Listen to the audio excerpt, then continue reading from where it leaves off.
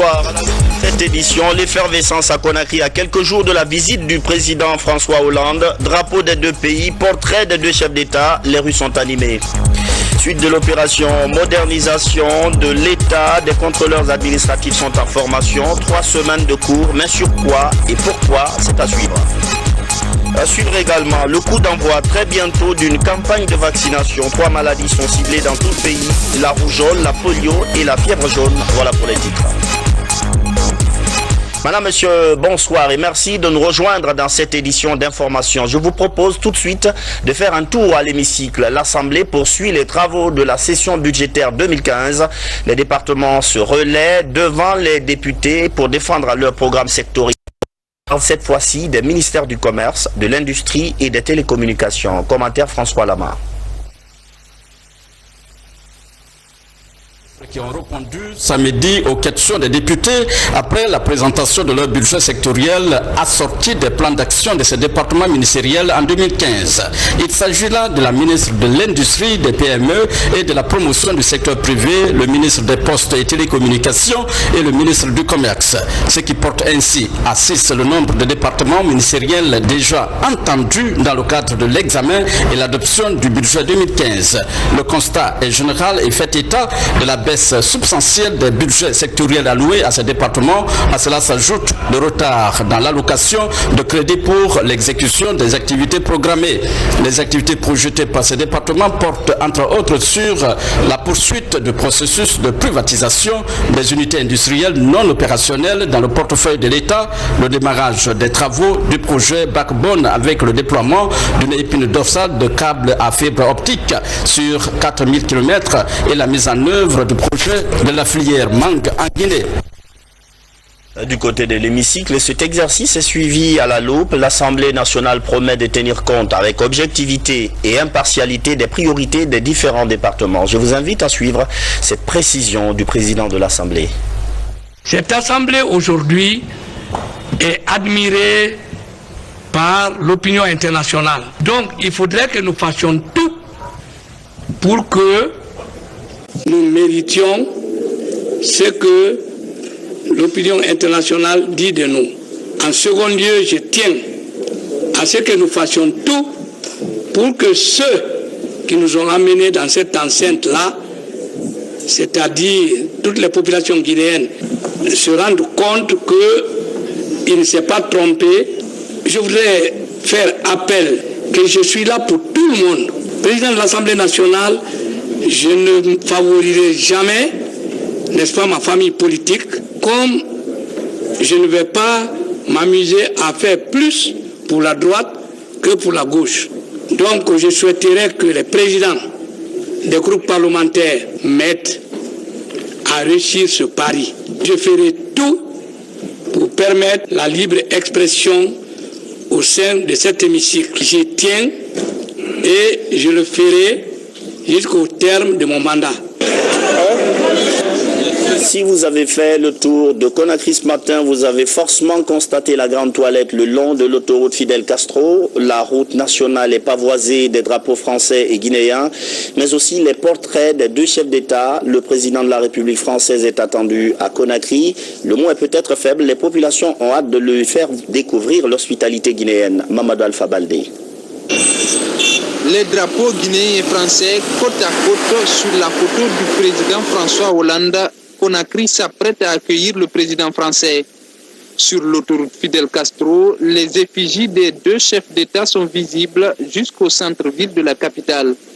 À quelques jours de l'arrivée du locataire de l'Élysée, les populations expriment leur enthousiasme. On le souhaite comme la bienvenue dans notre pays.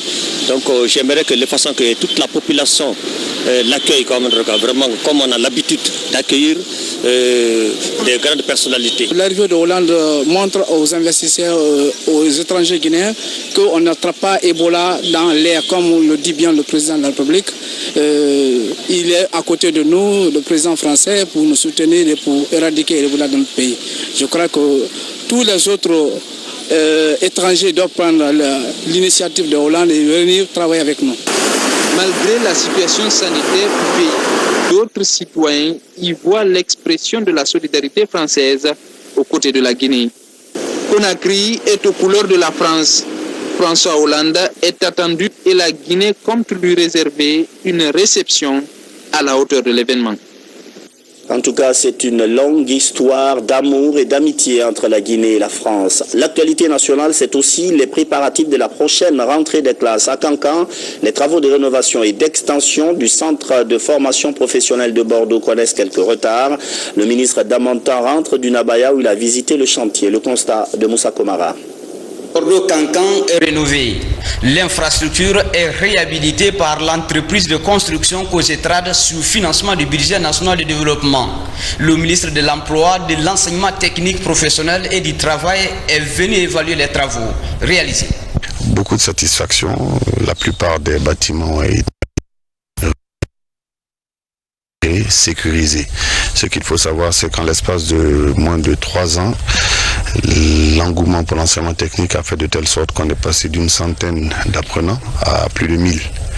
Donc ce qui impose un élargissement des capacités d'accueil. Ensuite, les nouveaux métiers qui vont se présenter en Guinée à la faveur des programmes de développement imposent également de nouvelles filières et donc plus d'espace, plus de laboratoires, plus d'ateliers. Les travaux de rénovation de l'édifice étaient prévus pour 12 mois. Il a fallu attendre 3 ans pour achever les travaux. La lenteur dans le décaissement du fonds est indexée par l'entreprise. On ne reçoit que les financements après une année. Donc on a été payé pour une première fois. On a reçu une avance de démarrage pour les travaux.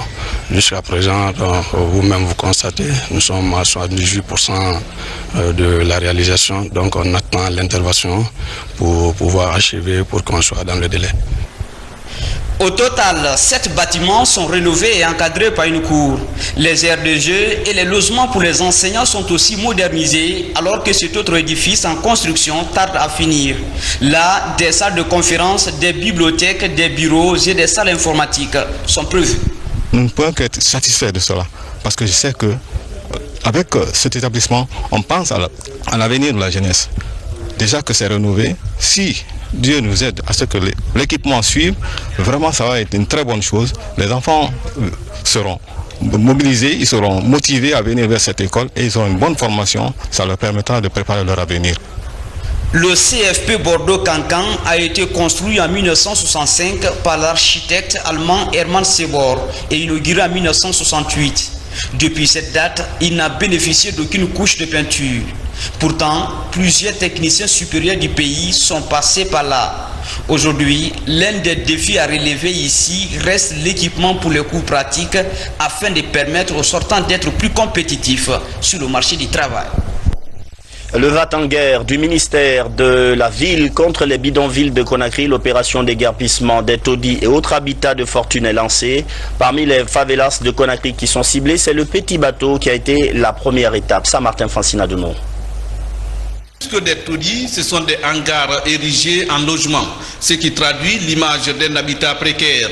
Pour 65 hangars, plus de 700 personnes y habitent. Face à cette problématique, les techniciens du ministère de la Ville et de l'Aménagement du Territoire, en collaboration avec le gouvernorat de Conakry, ont engagé une vaste opération de déguerpissement des occupants. Ce n'est qu'une opération que nous venons de commencer.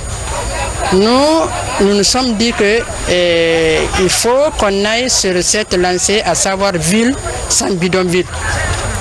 En Guinée, nous avons des quartiers précaires, nous avons des favorisés. Il faut prendre les mesures qu'il faut, parce que quand on parle de bidonville, il y a l'insécurité, il y a la criminalité, il y a la prostitution et tout ce que vous pouvez imaginer de mauvais que l'on ne puisse pas accepter dans un pays, à plus forte raison une capitale.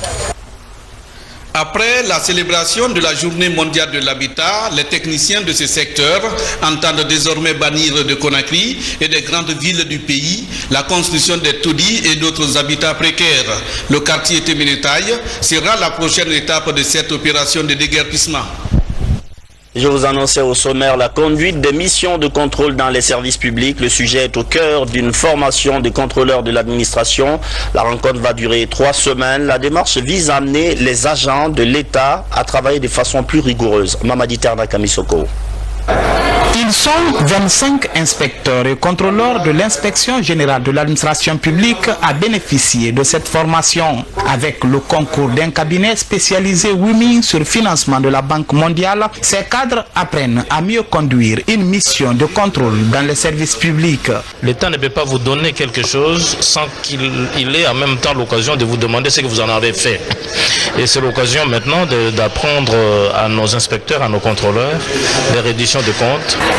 L'administration guinéenne, caractérisée jusque-là par l'impunité et l'insuffisance de contrôle, s'apprête à faire peau neuve. La volonté politique est manifestée. C'est pourquoi le ministère de la fonction publique tient à la réussite de cette formation. Au sortir de cette formation, ce groupe de contrôleurs formés seront à leur tour des formateurs pour diffuser le même module de formation à d'autres publics cibles qui seront les contrôleurs et les inspecteurs dans les services publics, dans les administrations déconcentrées et décentralisées.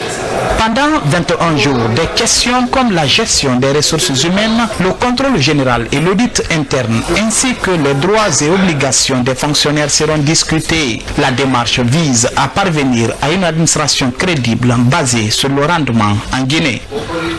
Un rapport sur la prévention des conflits, il devrait être disponible bientôt à l'attention des Nations Unies. L'atelier de Kindia sur la consolidation de la paix a permis d'explorer quelques pistes plutôt intéressantes. Les acteurs de développement sur la prévention des conflits sont confiants. Mohamed Sankan. Formation des membres du comité technique à la nouvelle approche du système des Nations Unies sur la consolidation de la paix, partage des informations collectées à l'intérieur du pays et élaboration d'un rapport à présenter au secrétaire général des Nations Unies en matière de consolidation de la paix, de prévention et de gestion des conflits. Tel est l'exercice auquel s'attelle le comité technique du Fonds de consolidation de la paix ici à Kindia. L'exercice consiste à former les membres de ce comité technique à la préparation d'un plan prioritaire par rapport à la paix et à l'examen des projets qui sont mis en œuvre dans le cadre de ce plan prioritaire. Grâce à des scénarios, la quarantaine de participants a cerné les sujets liés à l'analyse et aux facteurs des conflits. Pour chaque pays ciblé, il détermine les éléments de construction du plan prioritaire de consolidation de la paix. La Guinée était reconnue comme étant le meilleur exemple. Et la Commission a demandé à tous les pays qui sont sur l'agenda de suivre l'exemple de la Guinée. Le processus abordé, amorcé ici en Guinée dans les 3 axes, à savoir la réforme secteur de sécurité, le processus de réconciliation nationale, l'emploi jeunes et femmes. L'ensemble de ce processus est un processus inclusif. Un comité de suivi et évaluation est installé pour veiller à la consolidation de la quiétude sociale en Guinée, un pays considéré comme havre de paix dans la sous-région ouest africaine. 600 tonnes de vivres pour 700 ménages dans la préfecture de Koya. Le geste est du programme alimentaire mondial en collaboration avec l'organisation chrétienne pour la promotion humaine et catholique Relief Service. Les bénéficiaires sont des victimes d'Ebola. Je vous propose de suivre ces explications de Bernard Tanguino. Des tonnes de vivres composées du riz, de haricots, de farine et d'huile végétale. Le stock est destiné aux ménages victimes d'Ebola dans la préfecture de Koya. Par ces dons, le gouvernement américain, à travers le programme alimentaire mondial, vient assister des foyers qui ont perdu un parent ou un voisin des suites d'Ebola. Cette distribution pour pallier leur souffrance causée par cette épidémie. L'opération de distribution est assurée par l'organisation catholique pour la promotion humaine OCPH et catholique Relief Service. Pour la préfecture de Koya, 8 sites de distribution sont retenus. Les critères sont basés par zone sur le nombre de cas d'Ebola qui ont été enregistrés. Donc ce n'est pas nécessairement la situation géographique de la ville, non, mais c'est par exemple le nombre de cas d'Ebola. Donc à Koya, à travers un certain nombre de quartiers, on s'est rendu compte qu'il y a plus de 5 cas d'Ebola dans la plupart des quartiers de Koya. Donc on a décidé de faire une distribution générale de denrées alimentaires. À un moment où l'épidémie perturbe toutes les activités de production alimentaire, les populations et autorités de Koya saluent ces gestes humanitaires. Soulager ces populations victimes, ça ne peut que nous réjouir et vous dire grand merci. Merci au président de la République à travers qui on a eu l'apport de ses partenaires au niveau international et national. Pendant 3 jours, près de 600 tonnes de vivres seront distribuées à 7000 ménages. La commune de Koya, Kuntia et Sanoya. Rendu en studio par Saint-Martin Francina Duno. Lutte contre la fièvre Ebola. Avec cette remise de kits d'hygiène, les bénéficiaires sont principalement des acteurs du monde paysan. L'initiative vient d'un groupe chinois et le don a été remis au ministère de l'Agriculture. Kerna Ousmane Diallo. L'entreprise China Jiwanjenouring Corporation est celle-là même qui a à charge l'aménagement de 1000 hectares de terres agricoles à Koundian. Elle est l'une des sociétés qui a décidé de continuer à accompagner le développement socio-économique du pays durant cette période où la Guinée fait face à l'épidémie de la fièvre hémorragique à virus Ebola. Ces 250 cartons de savon et de chlore sont accompagnés de 200 seaux pour renforcer le dispositif de lavage de mains dans des sites qui seront choisis par le ministère de l'Agriculture. Notre premier projet, c'est attribué par le ministère de l'Agriculture. Le projet de la réalisation de 360 forages positifs en Haute-Guinée. Comme à ce moment-là de l'épidémie d'Ebola, il faut que nous fassions quelque chose. Parce que nous avons la passion ici. Voilà, c'est ça. C'est une entreprise qui n'a jamais été dérangée par cette fièvre hémorragique à virus Ebola. Depuis que ça a commencé, nous travaillons en temps plein parce qu'on s'est dit qu'il faut prendre des mesures appropriées mais ne pas freiner aussi le développement du pays. Afin d'éviter Ebola, désinfecter régulièrement ses mains est fortement recommandé. Dans les milieux reculés où l'utilisation du chlore tarde à entrer dans les mœurs, le ministère de l'Agriculture va mettre à profit la distribution de ces kits pour initier un programme de sensibilisation sur les mesures de prévention contre Ebola. Encore merci à l'équipe chinoise d'être restée aux côtés de la Guinée et je peux vous assurer que ces kits vont aller avec tous nos encadreurs, tous nos services déconcentrés qui sont eux auprès des paysans et servir pendant les périodes de sensibilisation à apporter justement ce matériel auprès des familles agricoles. Le ministère de l'Agriculture est le premier bénéficiaire d'une série de dons de plusieurs centaines de kits d'hygiène qu'annoncent les responsables de l'entreprise China Jiwanjenouring Corporation pour la riposte contre Ebola. Présente en Guinée depuis 17 ans, elle s'investit dans d'autres secteurs comme les travaux publics et la construction des forages. Ebola toujours, Zérékoré renforce les mesures de prévention. Cette fois, ce sont les femmes qui bénéficient d'une formation sur la prévention de la maladie. La rencontre est financée par l'UNICEF et c'est l'ONG Pride qui s'occupe de l'aspect organisationnel. Mohamed Salioupaï. 90 femmes des communes rurales et urbaines de Zérékoré ont bénéficié d'une formation sur les mesures préventives de la lutte contre le virus Ebola. C'est une initiative de Pride financée par l'UNICEF pour davantage contribuer à préserver la santé des populations. C'est vous en fait les personnes qui vont faire ce changement dans cette épidémie et qui vont arrêter cette épidémie. C'est très important de travailler avec tous les membres de la société, que ce soit des hommes, les femmes, les jeunes, les enfants. Ebola c'est réel, ça existe et il y a des moyens pour l'arrêter. Se réjouissant de l'esprit qui sous-tend cette formation, les autorités préfectorales, conscientes de la partition des femmes dans la vie de la nation, ont mis en exergue tout l'intérêt que cette formation peut avoir sur la vie des populations. Parce que sans vous, on n'aura pas réussi la lutte. Mais avec vous, on est conscient et sûr d'une seule chose, c'est que la lutte contre Ebola, on vaincra.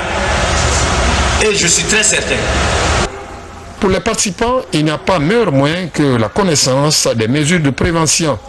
Un acquis qui pourrait avoir un impact positif sur le comportement de ces femmes et à travers elles sur la vie de l'ensemble des populations de Zérékoré. La fondation Bill et Melinda Gates apporte sa contribution à cette lutte contre Ebola en Guinée. L'institution vient d'offrir un bus médicalisé au Centre national de transfusion sanguine, un geste pour renforcer les capacités opérationnelles de ce centre. Ramatoulaye Touré. C'est dans le cadre du traitement du sang destiné à sauver les vies humaines que la Fondation Bill et Melinda Gates offre ce bus médicalisé au Centre national de transfusion sanguine. Bien qu'il n'existe encore aucun traitement contre Ebola à l'efficacité prouvée, des éléments nous permettent de croire que les anticorps sanguins dans le plasma en phase de convalescence des personnes ayant survécu à la maladie pourraient s'avérer utiles. Parmi les différentes possibilités de traitement, l'utilisation du plasma en phase de convalescence et de l'immunoglobine d'Ebola est l'option la plus porteuse d'espoir pour le moment. Depuis l'apparition de la fièvre Ebola en Guinée, l'OMS et les autres partenaires s'investissent pour aider les pays affectés par le virus. La Guinée veut transformer ce défi en opportunité pour équiper les structures sanitaires du pays. Cette contribution aujourd'hui va nous permettre de mettre à la disposition de nos structures sanitaires ce médicament. Il faut le dire, c'est moins de soins pour qu'on puisse répondre à la seconde, à toute apparition de cette épidémie et d'autres épidémies.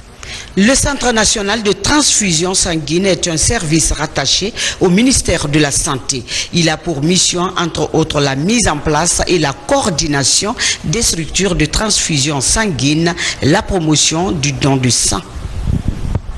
Bientôt, un programme de vaccination routine, comme on l'appelle. La campagne va couvrir tout le pays. Elle concerne les enfants et les mères. L'objectif, c'est de renforcer le système de santé, notamment dans la lutte contre la poliomyélite, la rougeole et la fièvre jaune. Adia Toubari, Djara Diallo. Le programme national de vaccination de routine est une stratégie phare dans l'amélioration des soins de santé primaire de la population. Il est organisé chaque année par le ministère de la Santé et les partenaires comme l'UNICEF et l'OMS. Cette année, la campagne a pris du retard à cause de l'épidémie Ebola. Du fait de l'ampleur de l'épidémie, tous les domaines d'activité du pays ont été affectés dans leur rendement. Dans le domaine de la vaccination, par exemple, on note une forte régression des couvertures vaccinales en 2014 comparée à la même période en 2013. Beaucoup d'enfants n'ont pas reçu ou n'ont pas complété leur vaccin selon le calendrier national de vaccination de routine. Les mères et les enfants sont les personnes concernées par la couverture vaccinale de routine. Le but des autorités sanitaires est d'éviter certaines maladies dangereuses par la voie du vaccin. Il s'agit au cours de cette période d'augmenter l'offre de vaccination de routine en augmentant les points de service de vaccination. Ceci pour permettre de rattraper les enfants et les femmes non à jour de leur vaccination de routine, de supplémenter et déparasiter les enfants de 6 à 59 mois qui se présenteront sur les sites de vaccination. Prenant en compte le contexte Ebola, des mesures d'hygiène idoines seront mises en œuvre sur les sites de vaccination identifiés. Initialement prévu le 25 novembre, le programme national de vaccination routine va toucher les 33 préfectures de la Guinée et les 5 communes de Conakry. La rougeole, la poliomyélite et la fièvre jaune sont les maladies contre lesquelles la semaine de vaccination est consacrée.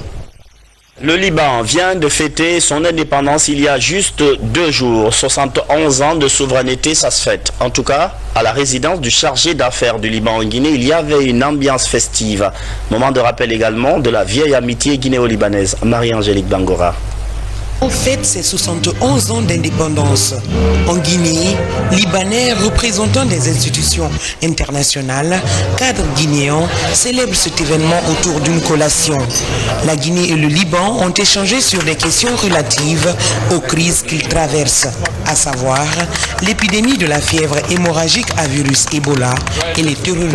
Au moment où les autres fuient notre pays, je vois que les Libanais sont restés avec nous, ils ont lutté avec nous contre cette épidémie. Ça a été la plus forte impression qui m'a frappé ce soir quand j'ai vu tout ce monde-là ici. Ce qui peut témoigner la nature des relations diplomatiques entre la Guinée et le Liban, qui ne date pas d'aujourd'hui. Moment de réconfort, de soutien et de coopération renouvelée les uns envers les autres. Les Libanais vivant en Guinée restent confiants. C'est la fête nationale, mais c'est surtout la fête de la vie. Parce que malgré la guerre intermittente qui existe au Liban, malgré la guerre contre l'intégrisme, les Libanais continuent à vivre, à rire et à fêter leur indépendance. Et je crois que le Liban, s'il existe, c'est parce que les Libanais veulent qu'il existe. Aujourd'hui, le Liban est submergé par plus de 3 millions de réfugiés syriens. Des soldats et policiers libanais sont retenus en otage par des djihadistes syriens. Cette crise causée par des terroristes affecte la population et l'économie libanaise. En Guinée et dans plusieurs pays africains, beaucoup de femmes se souviennent encore de l'enfer du couteau. Certaines continuent d'être envoyées à l'abattoir de l'excision. Demain, c'est l'occasion pour dire stop à tout cela, puisque demain, c'est la journée consacrée justement à la lutte contre les violences faites aux femmes. Mohamed De Camara commente la déclaration de la ministre guinéenne de l'Action sociale. En Guinée, 9 femmes sur 10 subissent des violences au cours de leur vie, ce qui constitue une atteinte aux droits fondamentaux de la personne. Cette journée est célébrée pour attirer l'attention des décideurs du monde entier sur les conditions de vie des femmes et des filles. Depuis 2007, le gouvernement, à travers mon département, avec l'appui des partenaires de la coopération bi- et multilatérale, a engagé plusieurs actions en vue d'un changement du comportement des communautés face à la couche féminine. Ces actions se résument à la mise en œuvre d'une stratégie nationale de lutte contre le phénomène, de laquelle découlent les programmes et projets allant du plaidoyer à la mobilisation sociale en passant par la prise en charge des victimes et à la réinsertion socio-économique. Malgré ces efforts, les femmes et filles guinéennes continuent de subir les violences sous toutes ses formes. 5 femmes sur 10 subissent des violences sexuelles, 9 filles sur 10 continuent d'être excisées. Avec cette journée s'engage le 23e anniversaire de la commémoration des 16 jours d'activisme contre les violences qui se poursuivra jusqu'au 10 décembre, Journée internationale des droits de l'homme, en mettant un accent sur les mutilations génitales féminines et le mariage précoce dont la Guinée est respectivement premier et deuxième au monde à ces pratiques en cours. Cette journée sera mise à profit par le département de l'action sociale pour organiser une action de plaidoyer en faveur des victimes d'Ebola. C'est la fin de ce journal. Merci à vous qui nous suivez à Paris et dans le reste du monde. Bonsoir.